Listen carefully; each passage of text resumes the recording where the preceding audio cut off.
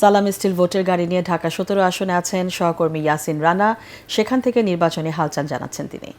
এখানে অভিজাতপূর্ণ এলাকার পাশাপাশি এখানে কয়েকটি বস্তি রয়েছে এবং বস্তিবাসী এখানে তারা দাবি করছেন যেহেতু তারেক রহমান এখানে নির্বাচন করবেন এবং নির্বাচিত হলে উনি যেহেতু একটি ভালো পর্যায়ে রয়েছেন সেজন্য এখানে বস্তিবাসীর জন্য বিশেষ ভূমিকা রাখতে পারবেন বলে তারা প্রত্যাশা ব্যক্ত করছেন। এখানে জামাতের প্রার্থী রয়েছেন ডাক্তার এস এম খালিদুজ্জামান, তিনি সর্বোপরি এখানে অভিজাত এলাকা থেকে শুরু করে এবং মাঠ পর্যায়ে বস্তিগুলো অনেক অংশে উনি বেশ পরিচিত প্রার্থী, দাঁড়িপাল্লার প্রার্থী হিসেবে বেশ পরিচিত হয়ে উঠেছেন এবং সেক্ষেত্রে ধারণা করা হচ্ছে যে আগামী নির্বাচনে একটি সুন্দর শান্তিপূর্ণ নির্বাচন হবে। ভূমিকম্প সহনীয় মোস্ট ডিউরেবল দেশের প্রথম থার্মেক্স রড সালাম স্টিল। সালাম স্টিল বোঝে ডিউরেবিলিটি। সালাম স্টিল মোস্ট ডিউরেবল স্টিল। এবং ভোটারদের প্রত্যাশা অনুযায়ী এখানে যে এমপি নির্বাচিত হবেন এবং এলাকার উন্নয়নে বেশ ভূমিকা রাখতে পারবেন।